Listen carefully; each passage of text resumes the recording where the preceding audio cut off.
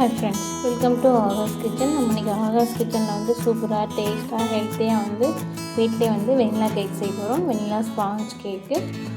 இது வரைக்கும் இந்த சேனல் நீங்கள் சப்ஸ்கிரைப் பண்ணால் சப்ஸ்கிரைப் பண்ணி வச்சுக்கோங்க. பக்கத்தில் உள்ள பெல் ஐக்கனையும் ப்ரெஸ் பண்ணுங்கள் ஃப்ரெண்ட்ஸ். வாங்க நம்ம இப்போ வீடியோக்குள்ளே போகலாம்.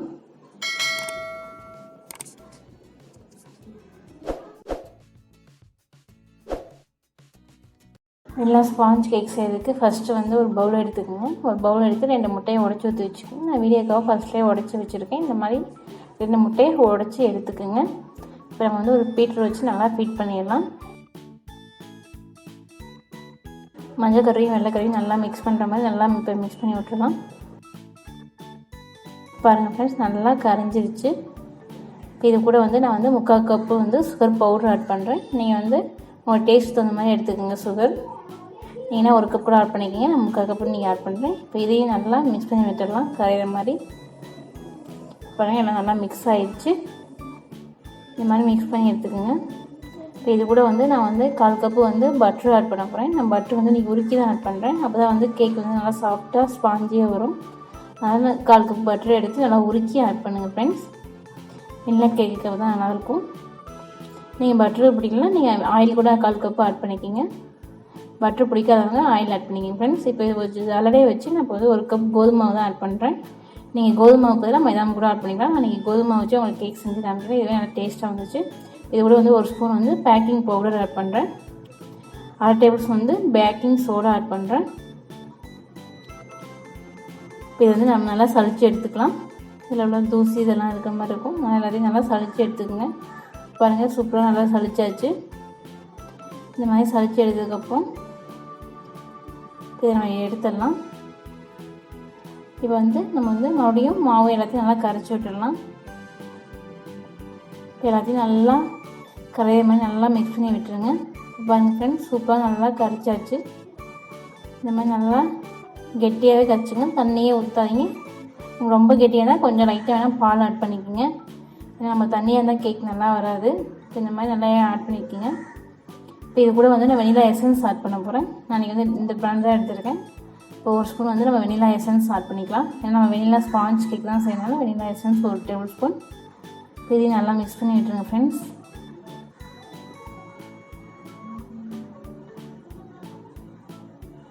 இப்போ வந்து நம்ம கேக் செய்யறதுக்கு ஒரு ட்ரே எடுத்துங்க. ட்ரே எடுத்து இதில் வந்து நெய் அப்ளை பண்ணிக்கோங்க. நெய்க்கு பதிலாக நீங்கள் ஆயில் கூட அப்ளை பண்ணிக்கலாம். நான் இப்போ நெய் அப்ளை பண்ணிவிட்டு இது கூட 1 ஸ்பூன் வந்து கோதுமை மாவு ஆட் பண்ணிக்கலாம். இதுக்கான அப்போ கேக் வந்து நல்லா ஒட்டாமல் நல்லா வரும். ஸோ அதனால் ட்ரேயில் வந்து கேக் ட்ரேயில் இப்படி கொட்டி விட்டு இப்படி நல்லா அப்ளை பண்ணிடுங்க எல்லா பக்கமும். நம்ம வந்து கேக் செய்கிறதுக்கு வந்து நம்ம வீட்டில் செய்கிறதுனால நான் வந்து இன்றைக்கி இதில் கடாயில் தான் செய்ய போகிறோம். நம்ம வந்து ஓவனில் செய்ய போகிறதில்ல. ஸோ அதனால் ஸ்டவ் ஆன் பண்ணிவிட்டு ஒரு கடாயை வச்சு ஹீட் பண்ணிவிட்டு இதில் வந்து 1 கப் தண்ணி விட்டுக்கலாம். நீங்கள் ஸ்டாண்டு வச்சுக்கோங்க. ஸ்டாண்ட் வைக்கும்போது அப்போ தான் நமக்கு வந்து தண்ணியில் இதாகாது கேக் ட்ரே. இப்போ வந்து நம்ம ஒரு 10 நிமிஷம் வந்து நல்லா பாயில் பண்ணிடலாம். சூடாகணுன்னு நல்லாயிருக்கும்.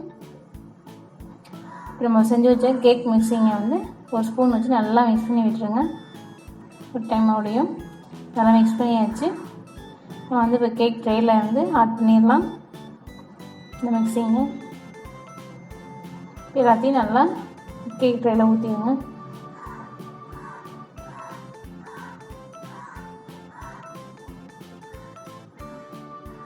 பாருங்கள் ஃப்ரெண்ட்ஸ், நான் எல்லாத்தையுமே ஆட் பண்ணிட்டேன். இப்போ வந்து நம்ம எல்லா பக்கமும் நல்லா சம்மர் மாதிரி கேக் ட்ரே வந்து நல்லா அப்படியே ஒரு ஆட்டுங்க. நல்லா சமமாகிடும் எல்லா பக்கமும். சூப்பராக ரெடி ஆகிடுச்சு பாருங்கள் வெனிலா ஸ்பாஞ்ச் கேக்கு. நான் வந்து இப்போ ஆல்ரெடி சூட் பண்ணி வச்சுருக்கிறேன். கடாயில் வச்சிடலாம். மூடி எடுத்துகிட்டு பாருங்கள், தண்ணி நல்லா பாயில் ஆகிடுச்சு. இப்போ கேக் ட்ரே வந்து இதில் வச்சிடலாம் ஃப்ரெண்ட்ஸ்.